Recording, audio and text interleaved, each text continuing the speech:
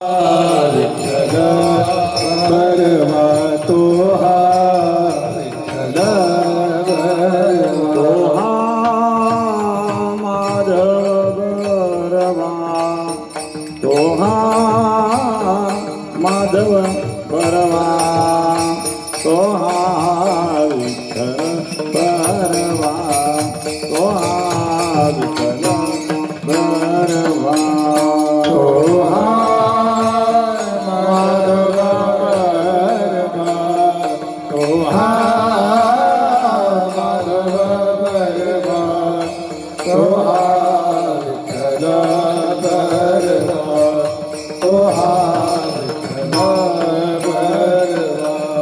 बहुत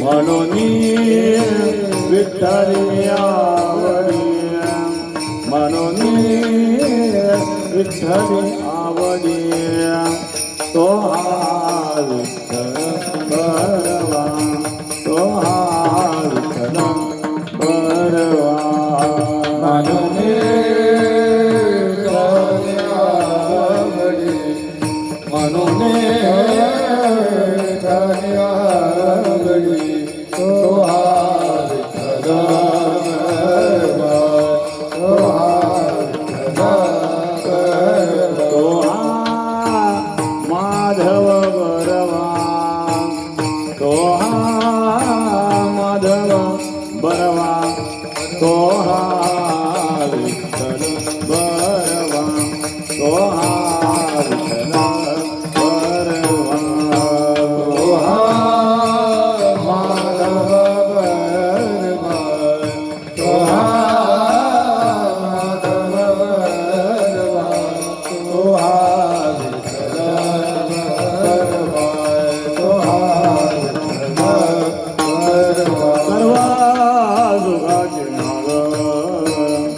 सर्वा जुगाचे आगार सर्वा सुखाचे आगार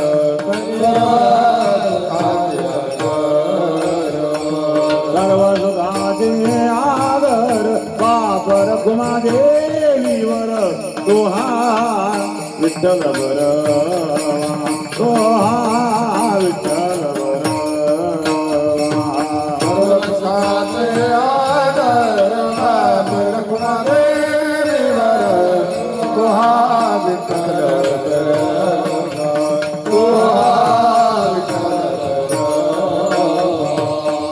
विठ्ठल बरवा तो हा माधव बरवा तो हा विठ्ठल बरवा तो हा विठ्ठल बरवा तो हा विठ्ठल बरवा तो हा माधव बरवा तो हा विठ्ठल बरवा तो हा विठ्ठल बरवा जय राम कृष्ण हरी जय जय राम कृष्ण जय जय राम कृष्ण हरी जय जय राम कृष्ण हरी जय जय राम कृष्ण हरी राम कृष्ण हरी जय जय राम कृष्ण हरी जय जय राम कृष्ण हरी जय राम कृष्ण हरी जय राम जय राम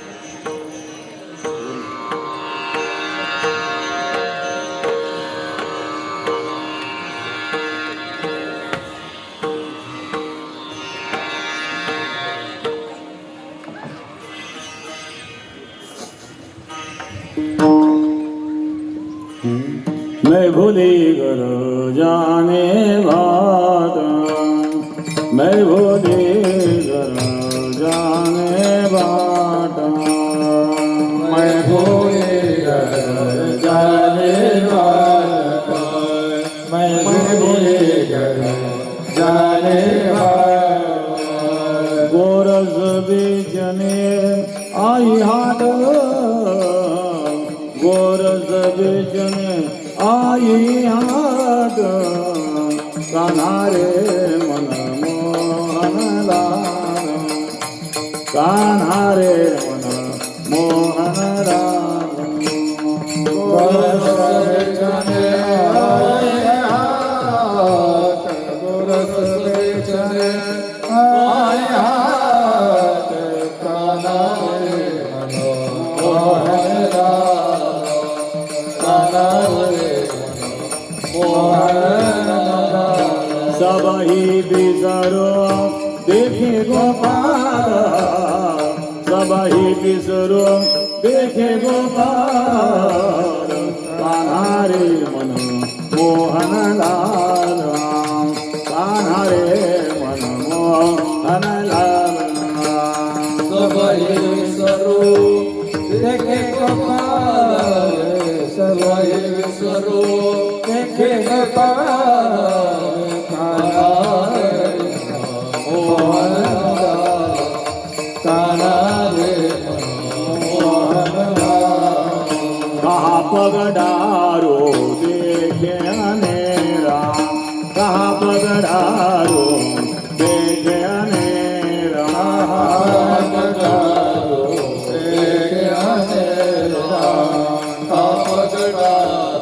देखे अनेरा, दिखे तो सब वही ने घेरा, दिखे तो सब वही ने घेरा, कान्हा रे मन मोहन लाल, कान्हा रे मन मोहन लाल। दिखे तो सब वही ने घेरा, दिखे तो सब वही ने घेरा, मोहन लाल, कान्हा रे मन मोहन लाल। भूतो थकितो भई रे दोकान, भूतो थकितो भई रे दोकान, भूतो थकितो भई रे दोकान, भूतो थकितो भई रे दोकान। भागा रे सब मन का धोखा, भागा रे सब मन का धोखा, कान्हा रे मन मोहन लाल,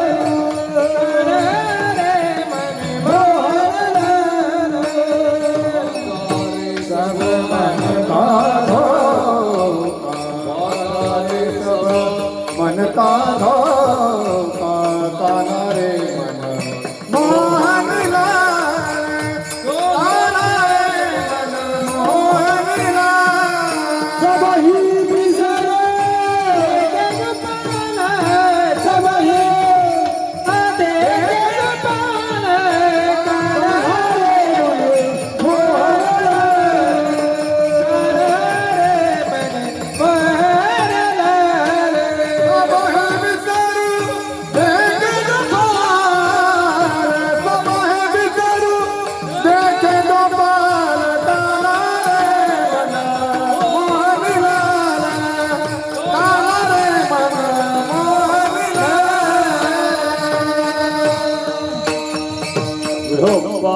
घुमाई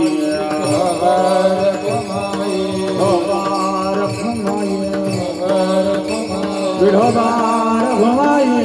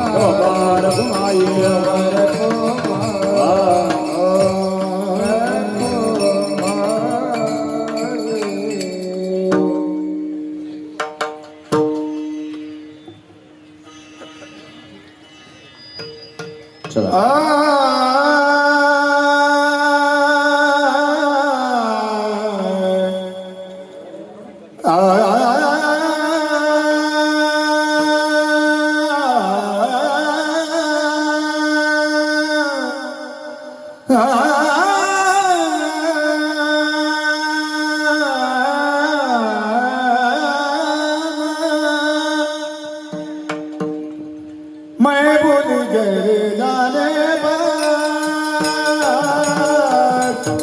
मैं भूल गए जाने बात, मैं भूले घर जाने बात मैं भूले घर जाने बात मैं भूल गए जाने बात, मैं भूल गए जाने बात, मैं भूले घर जाने बात मैं भूले घर जाने बात गोरस बेचैया गोरस बेचन आया काला रे मन मोहने काला रे मन मोहने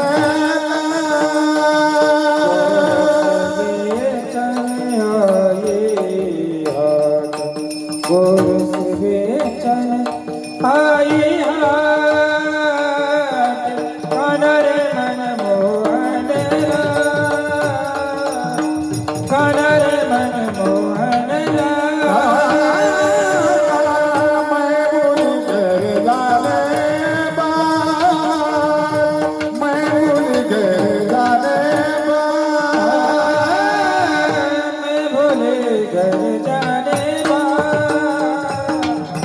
मैं भूले घर जाने गोरख बेचन आई हाथ गोरख बेचन आया कानर मन मोहन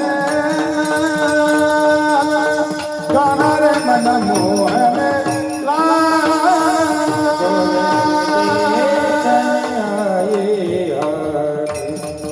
गोरस बेचन आयात कनर मन मोहन कनर मन मोहन सब ही बिसर देखी गोपाल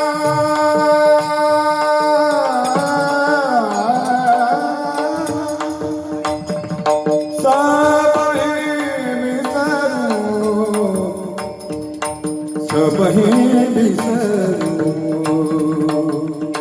देखे गोपाल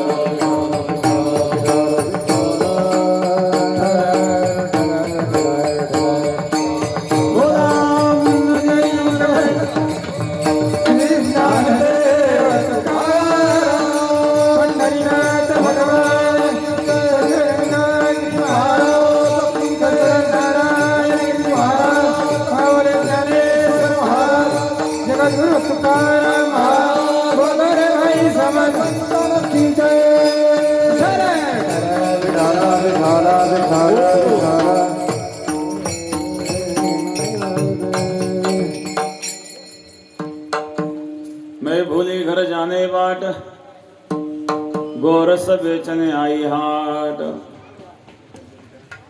कान्हा रे मनमोहन लाल सब ही बिसरू देखे गोपाल कहाँ पगडारू देखे अनेरा देखे तो सब वही ने घेरा कान्हा रे मनमोहन लाल सब ही बिसरू देखे गोपाल हो तो थकित भई रे तुका भागा रे सब मन का धोखा कान्हा रे मनमोहन लाल सब ही बिसरो देखे गोपाल पांडुरंगा गुरु ब्रह्मण मना पांडुरंगा गुरु ब्रह्मण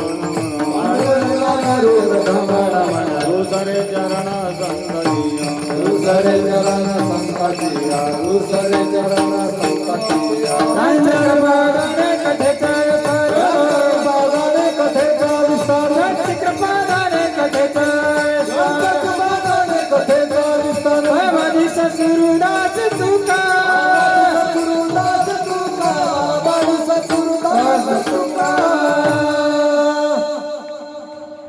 समचरण सरोजन संदिलांबदम जगन्नेत पाणी मंडनम मंडनानाम तरुण तुलसी माला कंधरम कंजनेत्रम सदैवदवलहासं विठ्ठलं चिन्तयामि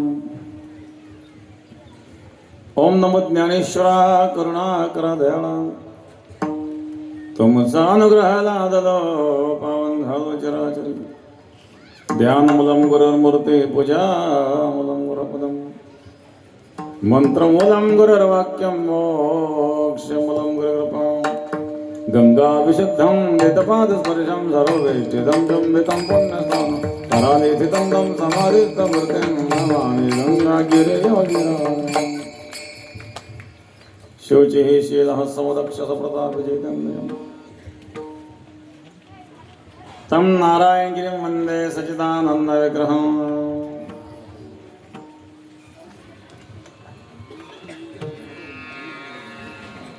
योगराज सद्गुरु गंगागिरी महाराजांच्या कृपेने सद्गुरु श्री नारायणगिरी महाराजांच्या आशीर्वादाने अखंड हरिनाम सप्ताह ग्रंथराज ज्ञानेश्वरी पारायण सोहळा श्रीमद भागवत कथा सटाणा वर्ष 17वे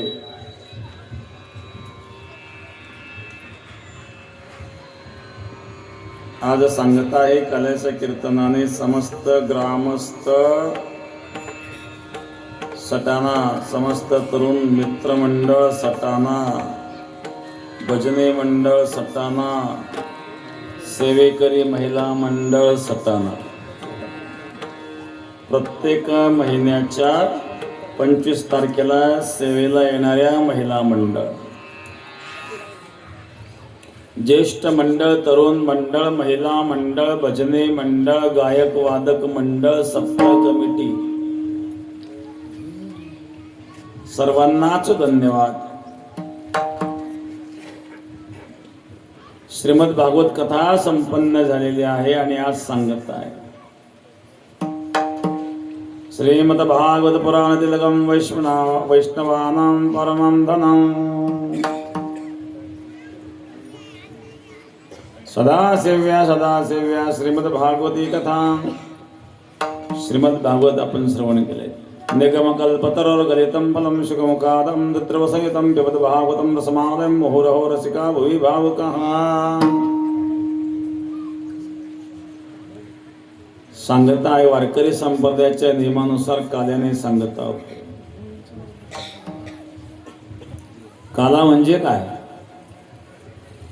काला म्हणजे मिश्रण, दोन किंवा अनेक पदार्थांचं मिश्रण म्हणजे काला। इथं जीव ब्रह्मैक्य रूपी काला आहेत, परमात्म्याशी एकता म्हणजे काला। जीवाचा जीवपणा नाहीसा होऊन तो जीव त्या परमेश्वराशी एकरूप होणे म्हणजे काला।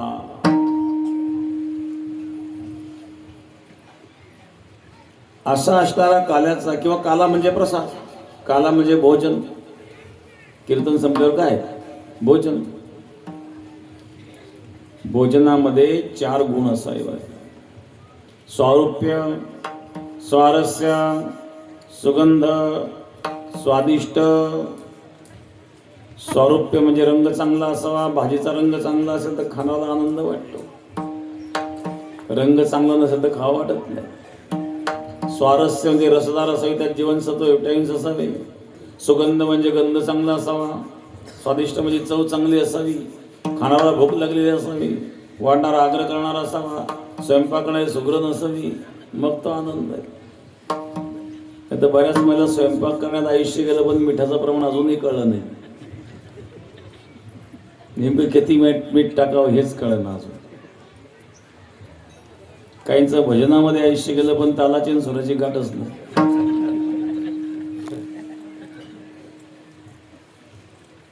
स्वयंपाक करण्याचे सुगरण पाहिजे. कशात काय घालावं किती घालावं ज्ञान पाहिजे ना. एक सुगरण बसली स्वयंपाकाला. तिने बनवली खिचडी. खिचडी बनवली 3 मजली. तळाला जळकेवाडी, मध्ये चिखलवाडी, वर तांदूळवाडी.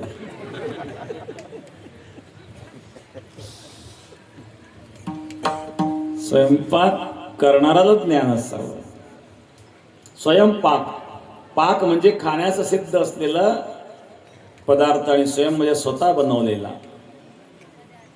अशा प्रकारे स्वयंपाक करणारे सुगरण असतात. आणि तो स्वयंपाक भगवंताच्या चिंतनात केलेला असावा. पवित्र ते अन्न हरे चिंतनी भोजना. हरे चिंतनी भोजना. हरे चिंतनी भोजना. पवित्र ते अन्न हरे चिंतनी भोजना. हरे चिंतनी भोजना. हरे चिंतनी भोजना.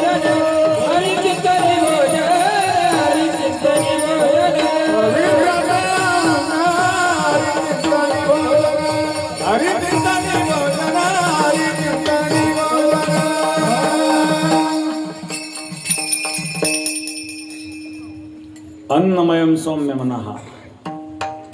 स्वयंपाक करता करता भगवंताचं चिंतन करावं. स्वयंपाक करता करता शिवाय देत जाऊ नये. खाणाऱ्याचे ते संस्कार लागतील ना. काही लोक शिव्या देण्यामध्ये इतके पटाईत असतात, अर्धा तास जरी शिव्या देत राहिले तरी पहिली शिवी पुन्हा येऊ देणार नाही.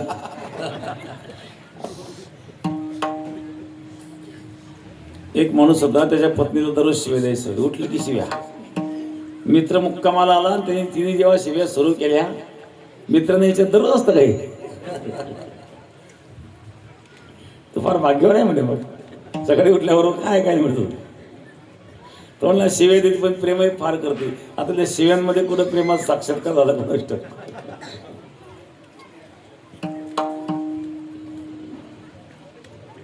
भगवंताच्या चिंतनात केलेलं असावं. पवित्र ते अन्न हरिचिंतनी भोजना. भगवंताच्या चिंतनातलं भोजन पवित्र असतं. अन्नमयम सौम्य मनः. जे अन्न आपण सेवन करतो त्याच्या जठरामध्ये 3 भाग होतात. स्थूल भाग, मध्य भाग, सूक्ष्म भाग. स्थूल भाग मलमूत्राद्वारे विसर्जित होतात. मध्य भागापासून रक्त, मांसादी सप्त धातू निर्माण होतात. आणि सूक्ष्म भाग म्हणजे मन. सूक्ष्म भाग म्हणजे संस्कार. आणि त्या संस्कारापासून मनाची निर्मिती. मग त्या अन्नावर जसे संस्कार असतील तसं मन बनतं. बरं, ज्या मार्गाने आपण अन्न मिळालं त्याही संस्कार अन्नात असत. एकदा रामदास स्वामींना एका माणसाने भोजनाचं निमंत्रण दिलं. आपल्या शिष्यगणाचं, महाराज चला भोजनाला आपल्या शिष्यांना घेऊन या. पुरणपोळ्यांचा स्वयंपाक केला. सार पिण्याकरता चांदीच्या वाट्या. हे थाटामाटात जेवण. सगळ्यांची जेवणं झाली. एका शिष्याने एक वाटी घेतली आणि टाकली झोळीत. त्या घर मालकाने वाट्या मोजल्या, एक वाटी कमी भरली ना. तो म्हणले महाराज तुमच्या शिष्याने आमची वाटी चोरली. रामदास स्वामी म्हणले तुला चोरीचा आरोप करायचा होता तर मग तू जीव कशाला घातला? आम्ही तुझ्याकडे आलो होतो का? निमंत्रण दिलं तू आला, जीव घालणारा तू, पण चोरीचा आरोप करू? म्हणले महाराज तसं नाही आहे. चोरलं असं मला म्हणायचं नाही आहे. पण कदाचित चुकून जर एखादी वाटी गेली असेल एखाद्या झोळीत तर चेक करायला काय हरकत नाही. मी म्हणत नाही चोरी केली, पण चुकून गेली असेल. तपासून तर पहा, सापडली नाही सापडली. माझं कोण काय म्हणणं आहे, करा जोड्या चेक. जोड्या चेक केल्यानंतर एका शिष्याच्या जोडीमध्ये वाटी सापडली. बघा महाराज तुमचे शिष्य. स्वामींनी असं होणारच नाही, होणार नाही ते बरोबर आहे. तुम्हाला खाते जरी होते निघली वाटी, त्याला काय करा. आता तशी कशी काय गेली ते बरं, चोरल्याशिवाय. रामदास स्वामी असं होणार नाही म्हणले. मग खरं सांग, जे अन्न तू खाऊ घातलं ते कुठून आणलं? कारण अन्न चोरीच असलं पाहिजे म्हणून. अशी कशी काय बुद्धी? कुठून आणलं सांग? त्यांनी सांगितलं अन्न चोरीचं नाहीये, पण चोराकडून विकत घेतलेलं आहे. मग ते मार्केटच्या हिशोबात घेतलं सगळं. बरं, मार्केटच्या भावाची चोरांनी अपेक्षा करावी का? याचा अर्थ त्याच्यामध्ये ते संस्कार आले आहेत. अन्नमयम सौम्य मना, हा अन्नावर असणारे जे संस्कार असतात ते संस्कार मन घडवतात. म्हणून पवित्र संस्कारातलं अन्न सेवन करा. आणि त्या पवित्र संस्कारातील अन्न म्हणजे आहे काला. काल्याचा प्रसंग आहे. काल्यामध्ये भगवान परमात्मा गोपाळांच्या समवेत ज्या लीला करतात त्याचं वर्णन केलं जातं. गोकुळी प्रेमभूमी आहेत. अनिर्वचनीय प्रेम स्वरूप. प्रेम कसं असावं? गुणरहितं कामनारहितं प्रदक्षिणं वर्धमानं सूक्ष्मतरं अनुभवरूपं अविच्छिन्नं. गुणरहितं कामनारहितं. प्रेमामध्ये गुणदोषाचा विचार नसतो बरं का. गुणदोषाचा विचार जर प्रेमामध्ये आला तर प्रेम टिकत नाही. एकमेकाचे दोष दिसायला. सुरुवातीला प्रेम किती असतं, 2-4 वर्षानंतर बघावं, 10 वर्षानंतर बघावं, आणि म्हातारपणी बघावं. बाईल म्हणे खरं मरतात तरी बरे, नासी दे घर तुमकोनिया. हा नुसता खोकतच राहतो, कुठेही बिळके टाकतो. बायको ते लवकर मिळेल तर बरं होईल. तुमकून सगळं घर नासावलं. मग जी पत्नी एवढं प्रेम करीत होती ना, आता कुठं गेलं प्रेम? घरचे सुद्धा पुढं करायचे. अण्णा आले का? अण्णा चहा घेतला का? अण्णा कॉफी घेतली का? अण्णा तब्येत बरी नाही का? अण्णा भूक लागली नाही का? अण्णा करायचे. आता अन्नाला मुकतो. अण्णाला अन्न मिळायची पंचायत झाली. 4-4 वेळा सांगावं लागतं भूक लागली तरी ताट येत नाही. समजून घ्यावा आता घरात आपली गरज राहिली नाही. जास्त दुळबुळ करू नये. हा उगाच दुळबुळ करतो. हा म्हणतो माझ्या नंतर पोरांचं कसं होईल? पोरं म्हणतात हे लवकर कधी कसं जाईल. बरं, याला काटकसरीची सवय असते. आता त्या काळामध्ये तो काळ वेगळा, आजचा काळ वेगळा. आता त्या काळामध्ये मिळत नव्हतं, काटकसर करायचं. आता पोरं काय, या पोरांनी उधळपट्टी लावली तर त्यांना मिळतंय म्हणून करताय घरचं. त्याला मिळतच नव्हतं, त्याला काही लागलं. म्हणून मागच्या काळाचा विचार करू नये. काळ बदलला, परिस्थिती बदलली. मी नेहमी सांगत असतो, पूर्वीच्या काळामध्ये इकडे गंधळे सगळ्या ज्वाऱ्याच असायच्या. दिली ज्वारी पेरून 50 एकर ज्वारी, एकरी 2 पोते झाली तरी 50 एकरात 100 पोते ज्वारी, म्हणजे 5 खंड्या ज्वारी.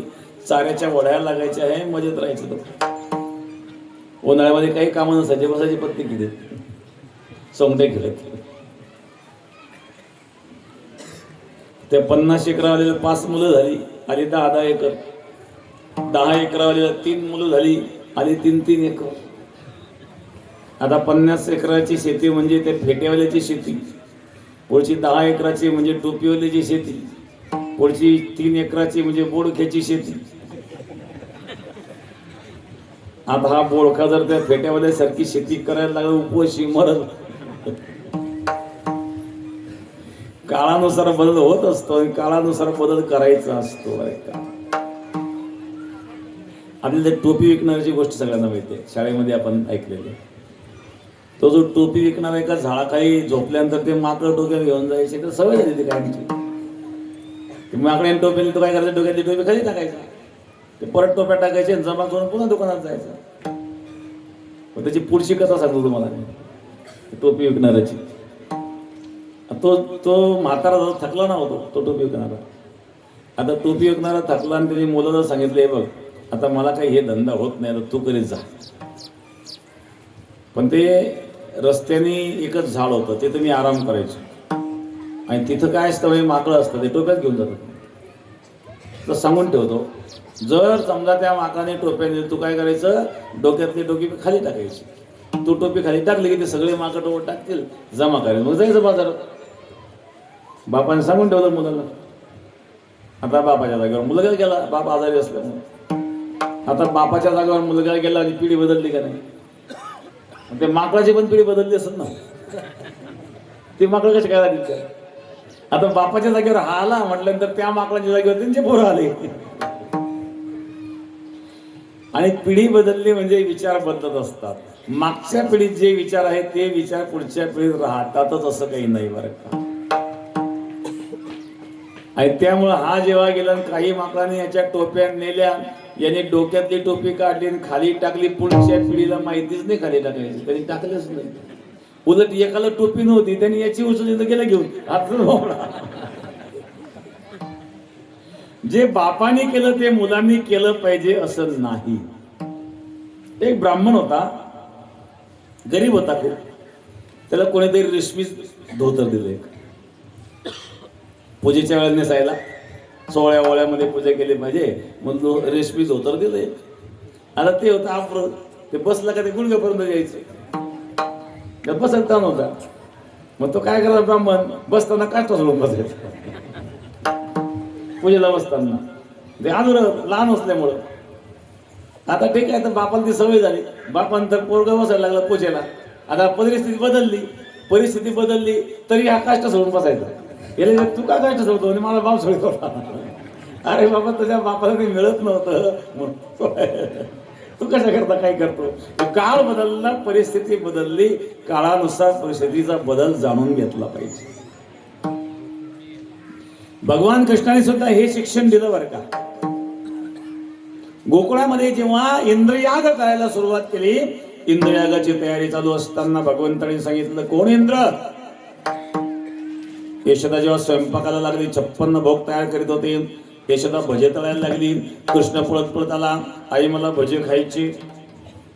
थांब, अजून जय जय बाप्पाला नैवेद्य जाऊ दे, मग तुला भजी मिळते. कोण जय जय? सगळ्या जगाचा जय जय मिळतो. जय जय कोण? जय जय व्हायला अजून